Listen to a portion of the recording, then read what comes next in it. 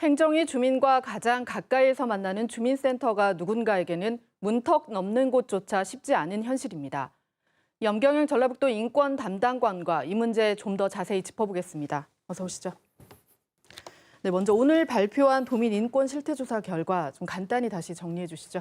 예, 저희가 인권 조례에 근거해서 매년 2년마다 한 번씩 하는데 작년에는 243개 도내 시군에 있는 읍면동 사무소에 대한 인권 친화도 조사를 했습니다.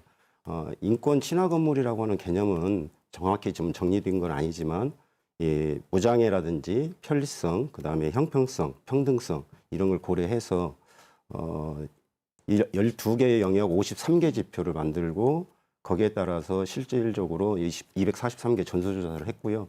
그 결과 보면 아까 보도에서도 나왔지만 20년 이상 노후된 건물들이 워낙 많기 때문에 시급히 좀 개선해야 될 과제들이 좀 많이 있었고 대체로 조사 결과를 보면 이게 출입로라든지 보행 접근로, 그다음에 주차장 확보에 있어서는 상대적으로 높게 나왔지만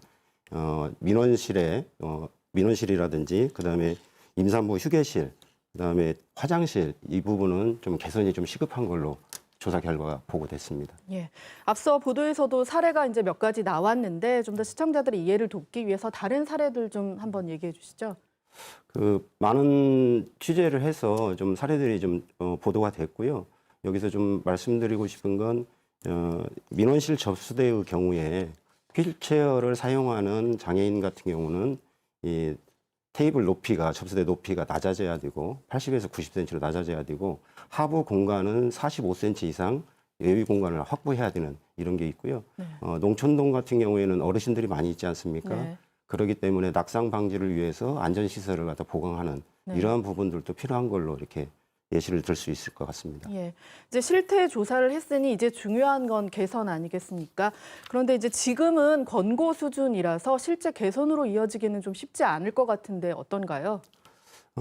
전라북도 인권 담당관실이 하는 실태 조사를 토대로 해서 개선 권고를 좀 하지만 또 법률에 근거하면 또 이동 편의 증진법에 따라서 의무적으로 해야 될 과정도 있습니다.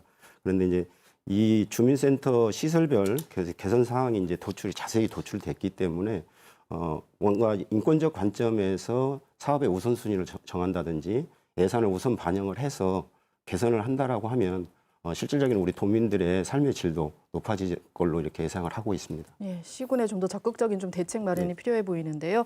조사 대상이 아까 한 200여 곳이라고 하셨는데 그게 너무 많아서 일일이 조사하는 것도 쉽지 않았을 것 같은데 이번 조사 어떤 의미가 있나요? 예, 잘 아시는 것처럼 지금도 코로나19 상황 속에서 취약계층에 대한 대면 조사가 어려운 편이었습니다. 그래서 저희들이 인권위원회에서 1차 최초로 권고했던 내용을 가지고 243개 읍면 동사무소를 실태조사를 했는데 여기에는 현장에 있는 공무원들이 전수조사를 함께 했고 그리고 또 전문 교육을 받은 조사원들이 80여 개 기관을 상대로 해서 조사를 했고요.